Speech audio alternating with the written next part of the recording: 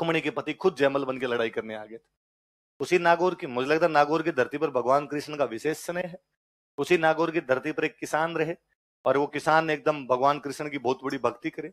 एक बार किसान को कहीं अपने शादी ब्याह में भाग लेने के लिए बाहर जाना, पति पत्नी दोनों को बाहर जाना, सोच में ये कि यार पूजा कौन करेगा। खुद की बच्ची 12-13-15 साल की, उस 15 साल की बच्ची को आगे, तुम जब तक हम नहीं आ जाए ये 10-12 दिन पूजा करना भगवान कृष्ण की, और ध्यान रखना भगवान कृष्ण को भोग लगाए बिना खाना मत खाना, पहले भगवान कृष्ण को भोग लगाना, बाद में खाना खाना, ठीक है।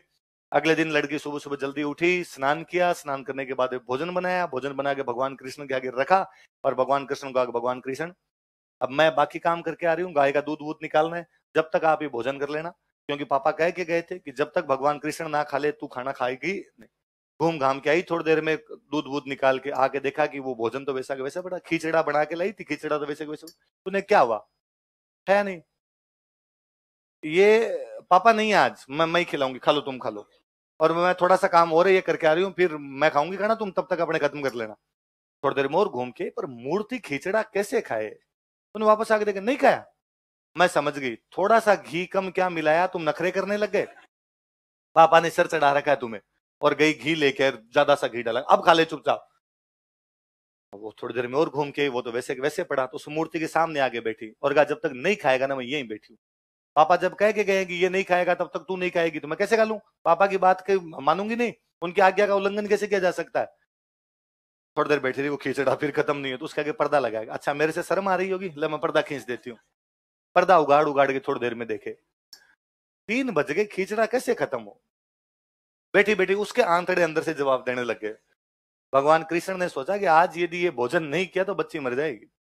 इस बार जब पर्दा उठा के देखा तो वहां खींचड़ा खाली पड़ा था। तो क्यों 3 बजे तक भूखा मारा, पहले खा लेता। नखरे आते हैं इस आदमी को।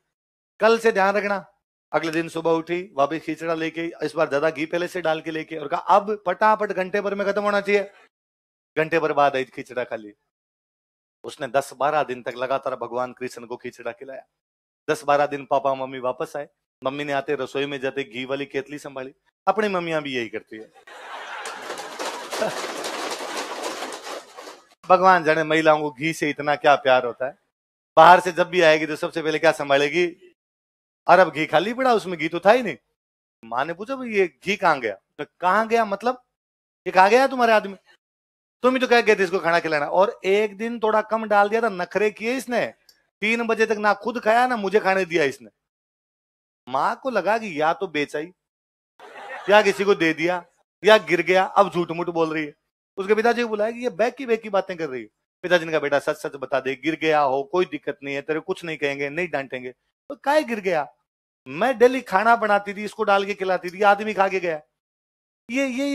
ये मूर्ति खाती है। तो मूर्ति थोड़ी है, ये आदमी पूरा पूरा खा जाता है। मेरे सामने खिला सकती है। उसने कहा सुबह ही खिला दूंगी। अगले दिन वापस खिचड़ा बनाया, घी डाल के सामने रखा और भगवान कृष्ण को हाथ जोड़ गया, भगवान आज तो पक्के पक्के खा लेना, पिताजी चेक कर रहे हैं, इनको डाउट है मेरे बैग में बेच के आ गई, बेइज्जती करवाएगा फालतू में तो। और वहां देखते देखते उस थाली का खिचड़ा खत्म हुआ। पिता ने दंडवत प्रणाम किया अपनी पुत्री को। 35 साल हो गए इस आदमी को भोग लगाते हुए, आज दिन तक इसने नहीं किया। तूने 10-12 दिन में ऐसा क्या किया होगा कि आदमी तेरे हाथ का बना खिचड़ा डेली खा जाता है?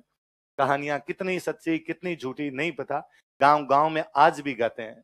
कर्मा ल्याई दूध खींचड़ो ऊपर घी की बाट की, जिमा मारो श्याम धनी जिमावे बेटी जाट की।